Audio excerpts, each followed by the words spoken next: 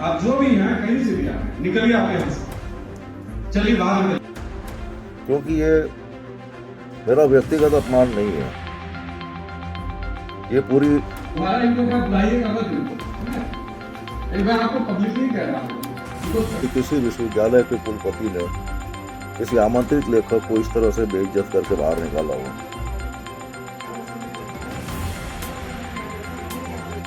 उस पद की गरिमा का उन्होंने कितना नुकसान किया है। और उस देश के विश्वविद्यालय विचार, संवाद और असहमति के केंद्र माने जाते हैं, लेकिन गुरु घासीदास केंद्रीय विश्वविद्यालय में जो हुआ उसने पूरे अकादमिक जगत को शर्मसार कर दिया। समकालीन हिंदी कहानी जैसे गंभीर विषय पर आयोजित राष्ट्रीय परिसंवाद में संवाद नहीं बल्कि सत्ता का अहंकार हावी हो गया। मुख्य वक्ता की भूमिका में मौजूद कुलपति प्रोफेसर आलोक चक्रवाल मंच का उपयोग साहित्यिक विमर्श के बजाय अपने निजी जीवन के गुणगान में कर रहे थे। तब आमंत्रित साहित्यकार मनोज रुपड़ा ने शालीनता और लोकतांत्रिक मर्यादा में रहकर उन्हें विषय पर लौटने का सुझाव दिया, तो इससे बहस की शुरुआत नहीं बल्कि अपमान मान लिया गया। आलोक चक्रवाल का जवाब चौंकाने वाला था।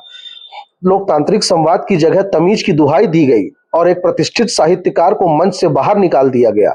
इतना ही नहीं, आयोजकों को यह तक निर्देश दे दिए गए कि मनोज रुपड़ा जैसे लेखकों को भविष्य में कभी न बुलाया जाए।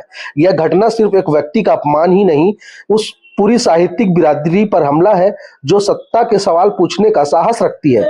आज पूरे देश में लेखक, बुद्धिजीवी और शिक्षाविद एक सुर में सवाल कर रहे हैं, क्या विश्वविद्यालय अब सत्ता के दरबार बनते जा रहे हैं? क्या असहमति जताना अब अपराध है? इस घटना के बाद देश भर के कुलपति आलोक चक्रवाल को बर्खास्त करने की मांग कर रहे हैं। साहित्यकारों का कहना है कि जो व्यक्ति संवाद सहन नहीं कर सकता वह विश्वविद्यालय जैसे लोकतांत्रिक संस्थान का नेतृत्व करने के योग्य नहीं है। यह लड़ाई अब सिर्फ मनोज रुपड़ा की नहीं, यह लड़ाई अभिव्यक्ति की आजादी, अकादमिक स्वतंत्रता और विश्वविद्यालयों की आत्मा को बचाने की है।